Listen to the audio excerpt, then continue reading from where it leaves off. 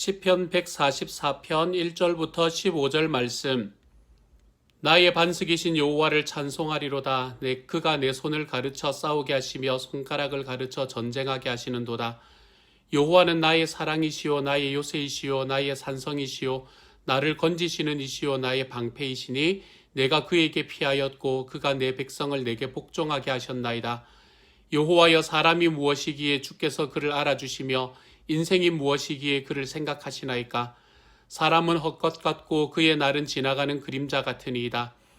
여호와여, 주의 하늘을 들이우고 강림하시며 산들에 접촉하사 연기를 내게 하소서. 번개를 번쩍이사 원수들을 흩으시며 주의 화살을 쏘아 그들을 무찌르소서. 위에서부터 주의 손을 펴사 나를 큰 물과 이방인의 손에서 구하여 건지소서.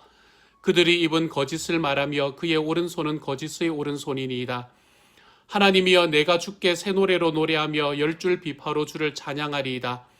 주는 왕들에게 구원을 베푸시는 자시요 그의 종 다윗을 그 해하려는 칼에서 구하시는 자신이이다. 이방인의 손에서 나를 구하여 건지소서. 그들이 입은 거짓을 말하며 그 오른손은 거짓의 오른손이니이다. 우리의 아들들은 어리다가 장성한 나무들과 같으며 우리 딸들은 궁전의 양식대로 아름답게 다듬은 모퉁이 돌들과 같으며 우리의 곳간에는 백곡이 가득하며 우리의 양은 들에서 천천과 만만으로 번성하며 우리 수소는 무겁게 실었으며 또 우리를 침노하는 일이나 우리가 나아가 막는 일이 없으며 우리 거리에는 슬피 부르짖음이 없을진데 이러한 백성은 복이 있나니 여호와를 자기 하나님으로 삼는 백성은 복이 있도다. 아멘. 오늘은 시편 144편의 말씀을 함께 나눕니다. 시편 144편의 말씀은 다윗의 시라고 되어 있습니다. 아마 이 말씀은 다윗이 처음에 그 시를 적었던 것 같습니다. 하지만 시편에 나오는 시들은 원래는 한 개인이 지은 시이겠지만 나중에 이 시편들이 쓰여진 자리가 어디인가라는 것을 우리가 확인해 보면 이 시편들은 예배의 자리에서 쓰였다라는 것을 알 수 있게 됩니다. 그렇기 때문에 어느 자리에서 쓰였는가라는 것을 확인하는 것이 학자들이 하는 굉장히 큰 일 중에 하나가 되는 것이지요. 오늘 이 시편 144편의 말씀은 많은 학자들이 무엇이라고 이야기하나 하면 제왕축제의 시다라고 이야기를 합니다. 제왕축제의 시라는 것이 무슨 말인가 하면 당시의 이스라엘과 주변 국가들의 전통을 살펴보면 그들은 매년 이 왕의 즉위식을 계속해서 반복해서 드렸던 것 같습니다. 그래서 이들이 왕의 즉위식을 했던 때를 우리는 보통 10월이다라고 이야기를 많이 하는데요. 그렇게 왕의 재즉위식, 왕이 다시 하나님 앞에서 그 신들 앞에서 확인을 받는 날, 그런 날을 우리가 이 왕의 즉위식이라고 이야기를 하고요. 그리고 그런 때에 부르는 시, 그것이 바로 이 제왕축제의 시다라고 생각을 해도 괜찮을 것 같습니다. 이 제왕축제의 시라는 것은 왕을 위해서 부르는 그런 노래입니다. 그 제왕축제의 시가 불려지는 바로 그 자리가 왕의 즉위식, 매년 다시 왕이 하나님 앞에서 또는 다른 나라들이라면 자기들이 섬기는 신들 앞에서 다시 확인을 받는 날이었기 때문에 그렇습니다. 그런데 오늘 말씀이 이야기하는 것은 좀 이상한 이야기를 해주고 있습니다. 이 왕의 즉위식, 왕이 그 신들에게 다시 확인을 받는 날이면 왕이 가지고 있는 그 능력과 왕이 가지고 있는 권능을 좀 많이 이야기를 해야 되지 않겠습니까? 그렇죠? 그런데 오늘의 말씀에서 2절에서는 이렇게 이야기합니다. 여호와는 나의 사랑이시요 나의 요새시요 나의 산성이시요 나를 건지시는 이시요 나의 방패이시니 내가 그에게 피하였고 그가 내 백성을 내게 복종하게 하셨나이다. 이렇게 말합니다. 여기에서 사실 찬양하는 것은 왕이 아니라는 걸 알 수 있겠죠. 그렇죠? 여기서 나라는 것은 원래는 다윗을 말하는 것일 것이고요. 나중에 이 시편이 쓰여지던 곳에서는 아마 왕을 이야기하는 거겠죠. 제왕축제의 시에서 왕이라는 사람이 가장 높여져야 될 바로 그 자리에서 지금은 누구를 높이고 있나 하면 하나님을 높이고 있는 것을 볼 수 있습니다. 이것이 성경에서 이야기하는, 구약 성경에서 이야기하는 이 왕에 대한 것들, 이 왕에 대한 시들이 가지고 있는 특징입니다. 성경을 바라보면 성경은 우리에게 한 사람의 영웅이 등장한다라고 이야기하지 않는 것 같습니다. 성경에서는 영웅이 등장하지 않습니다. 한 사람이 등장해서 그 모든 것들을 다 행하고 그리고 모든 것들을 다 정리하고 난 다음에 그 사람이 완전히 백성 전체의 영웅으로 떠오르는 성경은 우리에게 그런 것을 이야기하지 않습니다. 몇 주 전에 제가 말씀을 전하면서 새벽 예배의 말씀을 전하면서 이스라엘 백성들이 가지고 있는 굉장히 큰 특징 중에 하나가 자연을 숭배한 것이 아니라 그 자연을 지으신 이를 숭배하는 것이다 라고 이야기를 드린 적이 있잖아요. 그렇죠? 이스라엘에는 자연 숭배가 없었습니다. 그들은 그 자연이 아무리 아름답고 그 자연이 아무리 놀랍다고 하더라도 그것을 지으신 이를 바라볼 줄 아는 눈을 가지고 있었던 사람들이었던 것이지요. 오늘 이 제왕축제의 시에서도 마찬가지입니다. 그들이 왕을 찬양하고 그들이 왕을 높이는 바로 이 상황에서 그들은 그 왕이 영웅이 아니라 그 이스라엘 모든 민족들 또는 자기들이 살아가는 삶 속에서 자기의 일을 다 해결할 수 있는 한 사람의 영웅이 있다고 생각하는 것이 아니라 그 영웅을 세우시고 그 사람을 뒤에서 붙잡으시고 인도하시는 하나님을 볼 수 있는 눈을 가지고 있었던 사람이라는 것입니다. 그렇기 때문에 사람을 세우고 자연을 만드신 분으로 하나님을 바라보게 되고요. 그렇기 때문에 그들은 그 하나님을 찬양하는 모습으로 나아가게 되는 것이지요. 언제요? 제왕을 찬양하는 바로 제왕축제의 시에서요. 그러므로 이 이스라엘 백성들에게 왕에게 요구되는 가장 큰 특징은 그들의 겸손함이었습니다. 이스라엘의 왕들은 하나님 앞에 사람들 앞에 겸손함으로 나아갈 줄 알아야 했습니다. 우리가 왕이 세워진 때를 한번 기억해 보십시오. 사울이 왕으로 세워질 때, 사울이 처음에 사무엘에 의해서 왕으로 세워질 때 그는 얼마나 겸손했습니까? 자기가 왕이 될 것이라는 이야기를 사무엘에게 이미 들었었고, 그리고 난 다음에 이제 백성들이 미스바에 모여서 왕을 뽑는 바로 그 상황 속에서 그는 말들에게 쓰이는 마구 뒤에 숨어 있다가 결국에 이스라엘 백성들이 제비 뽑기로 인해서 그 사람이 왕이 되었다라고 선언하는 자리로 나아간 것이지, 그는 자기 스스로가 교만하게 나서서 내가 왕이 될 수 있다라고 이야기하지 않았습니다. 하나님의 말씀을 바라보면 그러므로 하나님은 지도자들, 특별히 이스라엘의 왕들을 세우실 때 그는 겸손한 자를 세우셨습니다. 다윗은 어땠습니까? 다윗은 자기 아버지가 사무엘이라는 그 위대한 사사의 이야기를 듣고 자기의 집안에서 자기의 아들들 중에서 왕이 뽑힐 것이다 라는 이야기를 듣고도 다윗을 데리고 오지 않을 만큼 자기 아버지에게 인정을 받지 못했던 사람이었을 수 있습니다. 그 모든 과정 속에서 다윗은 왜 나는 그렇지 않습니까? 라고 나서는 것이 아니라 자기 아버지의 말을 겸손하게 따르는 그 겸손함이 있었던 사람이었죠. 그때 하나님은 그 다윗을 이스라엘의 왕으로 세우셨습니다. 이러한 왕들과 딱 반대되는 자리에 서 있는 사람이 있는 것 같습니다. 다니엘서에 바라보면 느부갓네살이라는 왕이 나타나잖아요. 그렇죠? 다니엘서 4장에 나타나는 이 느부갓네살 왕이라는 사람은 자기가 이 통치를 하는 과정 속에서 이 미치광이가 되어서 이 정신적으로 좀 이상해져서 짐승처럼 들판에서 풀을 뜯어 먹는 그 3년 반의 시간을 보냈던 그 장면이 나옵니다. 왜 이 느부갓네살 왕은 이런 일을 당하게 되었을까요? 하루는 느부갓네살 왕이 옥상에서 온 나라를 굽어봅니다. 그러면서 자기가 이룬 업적에 도취되기 시작하지요. 그러면서 뭐라고 이야기하나 하면 내가 이렇게 큰 나라, 내가 이렇게 위대한 나라를 이루었구나. 내가 얼마나 위대하고 대단한가 라고 스스로 자화자찬을 하게 됩니다. 그때 하나님께서 이렇게 교만한 느부갓네살 왕을 징계하셨습니다. 그래서 그는 미치광이가 되어서 들판을 돌아다니면서 짐승처럼 3년 이상 풀만 뜯어먹고 살게 되는 자리로 나아갔지요. 이처럼 하나님께서는 어떤 사람을 지도자로 왕으로 세우시냐면 겸손한 사람을 왕으로 세우십니다. 하나님께서는 교만한 사람을 그 자리에서 끌어내리십니다. 믿는 자나 믿지 않는 자 가릴 것 없이 하나님께서는 교만한 자를 싫어하십니다. 그래서 어거스티네라는 분은, 너무나 위대한 신학자였던 어거스티네라는 분은 죄의 본질에는 교만이 있다, 이렇게 이야기를 하신 것 같습니다. 우리들의 삶에서도 마찬가지입니다. 우리가 살아가는 과정 속에서 우리가 교만한 자리, 나를 드러내고 나를 높이는 자리로 자꾸 나아가면 나아갈수록 우리의 삶은 하나님과의 관계가 점점 멀어지는 것을 경험할 수밖에 없습니다. 교만한 사람은 하나님뿐만 아니라 사람도 좋아하지 않는 그런 사람들이 될 수밖에 없습니다. 우리 주변 동료들 중에 여러분 어깨에 힘이 좀 주고 거들먹거리고 막 이런 사람이 있다고 한번 생각해 보십시오. 그런 사람을 좋아할 사람이 있겠습니까? 친구가 되려고 하지 않을 것입니다.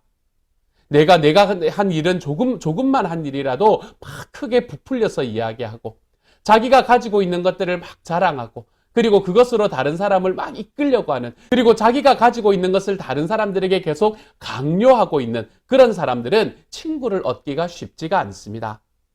반면에 겸손한 사람, 끝까지 낮추는 사람, 이런 사람은 하나님의 사랑을 입을 뿐 아니라 사람들에게서도 사랑을 받는 사람이 되어갈 수 있는 것이지요. 그러므로 사랑하는 여러분, 저와 여러분의 삶이 하나님 앞에 겸손한 삶으로 나아갈 수 있는 오늘 하루가 되어가시기를 소망합니다. 제왕축제의 시에서 이 모든 것 무소불위의 권력을 가지고 있던 그 왕조차도 하나님의 앞에 겸손해지는 이러한 모습을 바라보며 우리의 삶도 하나님 앞에서 좀 더 겸손함으로 나아가 볼 수 있는 주님의 사람이 되기를 소망합니다. 내 능력이 아닙니다, 하나님. 하나님께서 하셨습니다. 그렇기 때문에 내 뜻대로 사람들을 좌지우지하려고 하지 않겠습니다. 하나님께서 나를 붙잡아 가십시오. 우리의 삶에서 이러한 겸손으로 나아가 볼 수 있는 하나님의 사람들이 되어 가시기를 소망합니다. 기억하십시오. 죄의 근본은 교만에 있습니다. 이러한 어거스틴의 말을 기억해 보시고 우리들의 삶에서 내가 하나님 앞에 교만한 자리로 나아가는 그러한 삶이 있을 때에 내가 그 삶을 다시 하나님 앞에 쳐서 복종시키며 우리 주님 앞에서 내가 정말 하나님 앞에서 사람들 앞에서 겸손의 자리로 다시 한 걸음을 걸어가 볼 수 있는 주님의 사람들이 되시기를 우리 주님의 이름으로 축복합니다. 이렇게 앞부분의 말씀을 이야기하고 난 다음에 뒷부분의 말씀은 그 핵심적인 구절이 15절에 나타납니다. 15절은 이렇게 말합니다. 이러한 백성은 복이 있나니 여호와를 자기 하나님으로 삼는 백성은 복이 있도다 라고 이야기합니다. 결론처럼 이야기하는 거죠. 얼마나 행복한 이야기인지 모릅니다. 오늘의 말씀의 제목으로 삼았던 말씀이기도 합니다. 이 말씀은 여호와를 자기 하나님으로 삼는 백성은 복이 있다. 얼마나 행복한가요? 그렇죠? 일단 여호와를 자기 하나님으로 삼는다라는 것은 겸손이 깔려있지 않으면 안 되는 이야기입니다. 그렇죠, 여러분? 왜냐하면 하나님을 자기 백성으로 삼지 않는다라는 말의 반대는 내가 나의 왕이 된다라는 것을 이야기한, 내가 나의 하나님이 된다라는 것을 이야기하는 것이기 때문입니다. 내가 나의 하나님이 되는 것이 아니라 하나님을 나의 주님으로 삼는 사람, 그 사람이 복되다. 그러므로 여기는 겸손의 이야기가 분명히 들어갈 수밖에 없지요. 그런데 그러면 여호와를 자기 하나님으로 삼는 백성은 복이 있다라고 이야기했는데 하나님께서는 어떤 복을 주시는가? 우리가 그것을 한번 확인해 보아야 합니다. 오늘의 말씀은 그 복들에 대해서 몇 가지를 우리에게 이야기해 주고 있습니다. 하나님께서 우리에게 주님을 나의 주님으로 삼는 사람, 주님을 나의 하나님으로 삼는 사람은 복이 있는데 어떤 복을 주시겠다라고 이야기하시냐면요. 첫 번째로 12절에 자녀의 복을 주시겠다라고 이야기합니다. 자녀의 복을 주시겠다라는 말씀은 이렇게 이야기하네요. 우리 아들들은 어리다가 장성한 나무들과 같으며 우리 딸들은 궁전의 양식대로 아름답게 다듬은 모퉁이 돌들과 같으며 자녀들이 정말 이 땅에서 성공하기를 원하시면 하나님을 섬기는 자리로 나아갈 수 있도록 그들을 인도해 가시기를 소망합니다. 그들이 하나님을 섬기는 자리로 나아갈 수 있도록 내가 하나님을 섬기는 그 모습을 보여줄 수 있는 하나님의 사람들이 되어 가시기를 소망합니다. 자녀들의 복은 하나님 앞에 달려 있다는 것.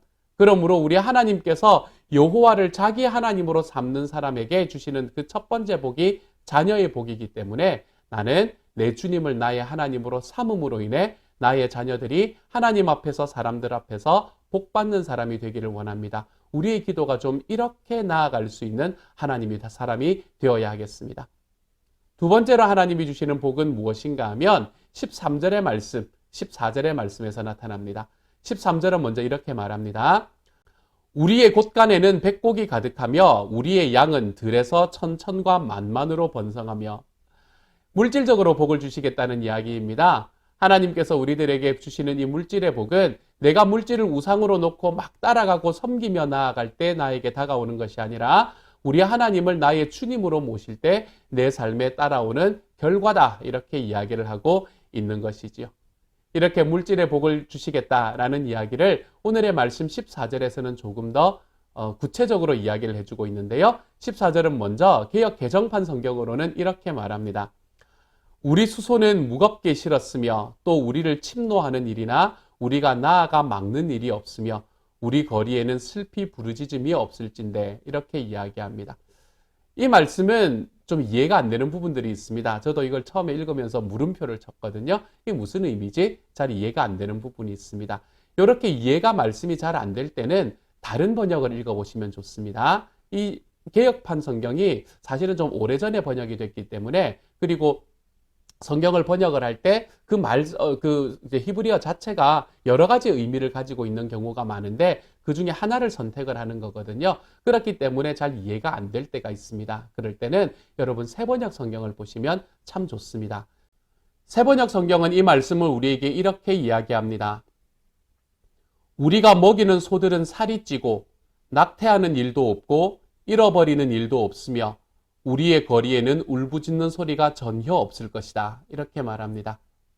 앞에 이야기하고는 좀 다르죠, 그렇죠? 밑에 제가 이 개역 개정판의 성경을 넣어드릴 테니까, 자막으로 넣어드릴 테니까 여러분 비교하면서 보십시오. 다시 한번 읽어볼게요. 우리가 먹이는 소들은 살이 찌고 낙태하는 일도 없고 잃어버리는 일도 없으며 우리의 거리에는 울부짖는 소리가 전혀 없을 것이다. 이렇게 말하는 것이죠. 여기서 이야기하는 것은 우리 이 개역 개정판의 이야기와 비교해 보면 무겁게 실었다라는, 우리의 수소는 무겁게 실었다라는 이야기, 이 이야기는 새끼를 베거나 살이 쪄서 무거운 것이다라는 것을 이야기하는 것이고요. 우리를 침노하는 일, 여기서 침노하다라는 이 단어는 낙태하다라는 단어하고 서로 바꾸어서 쓸 수 있는 것이고요. 우리가 나아가 막는 일이라는 것은 사실은 포로로 잡혀가는 일이라는 뜻인데요. 여기에서는 잃어버리는 이라고 번역을 해도 괜찮습니다. 그렇기 때문에 14절의 앞부분도 뭐하고 연결이 되나 하면 우리의 물질이 풍성해질 것이다. 이것과 연결되는 말씀이라고 볼 수 있는 것이죠. 여호와를 자기 하나님으로 삼는 사람이 받는 두 번째의 특징은, 두 번째의 복은 하나님이 물질적으로 부족하지 않게 해주실 것이다 라는 것입니다. 세 번째의 복은 14절의 마지막 부분에 나오는 말씀이었는데요. 우리 거리에는 슬피 부르짖음이 없을진데, 이것이 하나님이 주시는 세 번째 복입니다. 거리에 부르짖음이 일어난다라는 것은 전쟁의 순간입니다. 전쟁에 패배하고 났을 때에 일어나는 일입니다. 그래서 우리 앞부분의 말씀이 중간 5절부터 시작해서 11절까지의 말씀은 이 전쟁에 관한 이야기를 계속하고요. 1절의 말씀도 전쟁에 관한 이야기를 하고 있는 것입니다. 이처럼 우리들의 삶에서 전쟁을 하되 패배하지 않겠다. 내가 전쟁을 하되, 네가 전쟁을 하되 패배하지 않도록 내가 하겠다. 네가 전쟁을 할 때 승리할 수 있게 해주겠다. 하나님이 이렇게 이야기하시는 것이죠. 여호와를 우리 하나님으로 삼는 사람들이 받는 복, 자녀의 복을 주실 것이고 물질의 복을 주실 것이고 전쟁에서 승리하는 복을 주실 것이다. 사랑하는 여러분, 저는 저와 여러분이 우리 주님을, 여호와를 우리의 주님으로 삼아서 하나님을 나의 주님으로 삼았기 때문에 우리들의 삶에 하나님께서 주시는 이 복들이 넘쳐날 수 있는 주님의 사람이 되기를 소망합니다. 우리 하나님이 나의 주님이 되기 위해서 우리에게 필요한 가장 최고의 것, 가장 먼저의 것, 그것이 겸손임을 기억하고 내가 내 삶의 하나님이 되는 것이 아니라 주님께서 내 삶의 주님이 되셨습니다. 이것을 고백하며 우리 하나님 앞에 한 걸음씩 걸어가 볼 수 있는 오늘 하루가 되십시다. 그래서 내 여호와를 자기 하나님으로 삼는 백성은 복이 있도다. 이 말씀이 저와 여러분의 삶 속에서 겸손함을 바탕으로 이것이 우리의 삶에 놀랍게 넘쳐나는 오늘 하루가 되어 가시기를 우리 주님의 이름으로 축복합니다. 함께 기도합니다. 여호와를 자기 하나님으로 삼는 백성은 복이 있도다. 이 말씀이 우리들의 삶에 이루어질 수 있게 하여 주옵소서. 겸손을 통해서요, 주님. 내가 내 삶의 모든 것보다 가장 우선되는 것으로 가지고 나아가는 것이 아니라 하나님께서 우리들에게 가장 소망하시는 그 겸손의 자리, 죄의 가장 근본이 되는 그 교만의 자리로 나아가는 것이 아니라 하나님이 우리에게 놀랍게도 바라시는 그 겸손의 자리로 한 걸음씩 나아갈 수 있는 오늘 하루가 되게 하여 주옵소서. 그래서 주변에 있는 사람들을 내 뜻대로 마음대로 하려고 하는 것이 아니고, 하나님 내 뜻대로 되어야 모든 것이 만족되는 것이 아니고, 하나님께서 우리에게 주시는 길과 은혜가 그 안에 있음으로 인해 감사하며 나아가는 주님의 사람 되게 하여 주옵소서. 모든 말씀 예수님 이름으로 기도드립니다. 아멘.